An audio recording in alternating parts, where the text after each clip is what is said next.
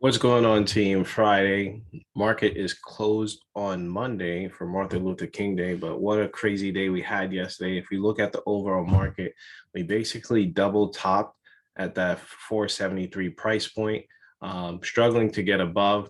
The previous day, we spoke about it that we are struggling to basically even hold above that 470, 471 area. So that is all a sign of weakness. And then basically, we had bad CPI data, raising interest rates, China weakening the currency on purpose.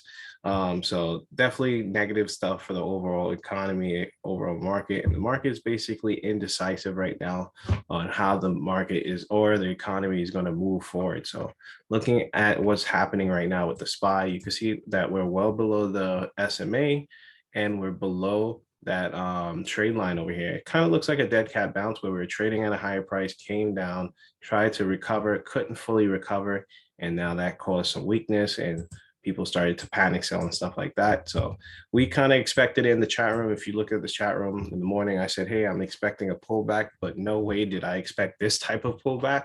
But congratulations to anybody who got those puts. Looking at the overall market today, you can see that the RSI is a little bit more on the oversold side on the 4-hour. If we jump over toward the 20-day, same situation, a little bit closer to the oversold side. What am I expecting since we dropped so hard yesterday? I'm expecting a bounce, but I don't know if we're really going to recover. So make sure you guys watch out for these key levels that I'm about to speak about right now. If you look at the key levels, we need to get above the trade line. Of course, when we're below the trade line, that's bearish. You can see the MACD actually cross down. When we started actually having that bullish action, what did we wait for? We waited for that MACD to cross up. We started to get above the trade line and we started to push up higher. So watch for the break above 466.58, and we can start basically pushing up towards 468.53. If not, on the downside, we have to wait for that 464 or that 463.50 level, and then we have a nice gap fill down towards that 459. So that's totally possible, especially going into a 3-day weekend. I know a lot of people may not want to hold any positions over the weekend, so that may trigger some selling. So make sure you guys are very cautious going into that. Next one we're going to talk about is Tesla. Looking at Tesla, Tesla's pulling back close to that 1,000 range. We're sitting at 1028 pre-market. So definitely want to watch what's happening with Tesla. You can see the 180 day has crossed down. We're sitting on a support at that $1,020 level. Once we break that, we could start basically going down towards 999 and even lower from there.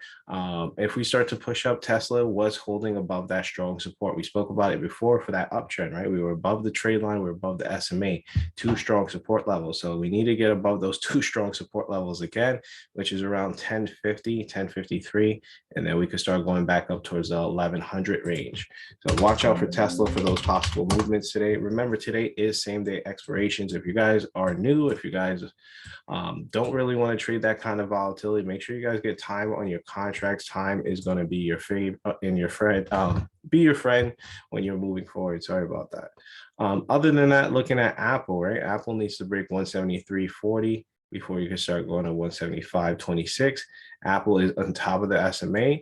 If it breaks this level, Apple could basically have a nice drop. So watch for that 171 80 break, and then we can start going to 169, 167. Next one we want to talk about is NVIDIA, right? NVIDIA chip shortage, all that crazy stuff. NVIDIA is still on the downward trend. You can see the MACD crossed down yesterday, and we're sitting on that support again at 264. Once we start to break that 264, we could start to drop down towards 256. So watch out for that as well. We had hit that level earlier this month on the 10th. So that could be a nice drop. On the upside, watch for the 270.60 break, and then we could start going up towards 284. Last but actually, I have two more. We have Ford. Ford keeps on making new highs. Yesterday, it actually broke that double top level that we had at 25. We end up breaking it, squeezing up towards 25.87. You can see it's pulling back right now with the overall market. MACD is crossing down. We need to get above 25 25.10 before we could start going back up towards 25.87. Watch out for that. If we start to come back down, we have some type of support sitting here at 24.50 or 24.46. Then we can start getting down towards 23, start getting lower. These contracts are super cheap. Make sure you guys keep an eye out for it. And last but not least, Wells Fargo. So with rising interest rates, the banks should be doing well. So let's see how Wells Fargo announced earnings. It seems to be a fan favorite on CNBC. So let's see how they announce earnings. This is a monster move for Wells Fargo. If you jump back towards the 5-year chart, you can see Wells Fargo was trading a lot higher than this before, around like $60. So let's see if Wells Fargo could recover this. You guys could see a nice little cup and handle pattern over here. I wouldn't be shocked if we try to gap fill towards 66. Maybe not now.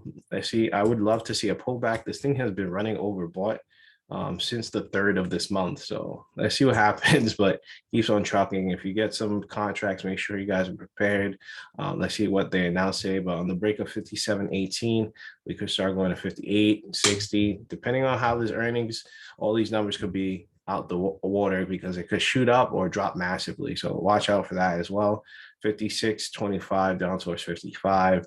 And there's pretty much snakes and ladders from there. But other than that, make sure you guys watch the SPY. Make sure you guys watch for this break below that 463, because then we have a gap fill down towards that 458. And that's mainly what I'm going to be watching. If we continue to reject that 180-day trade line, we'll look for the downside. Let's drop down towards the smaller charts real quick.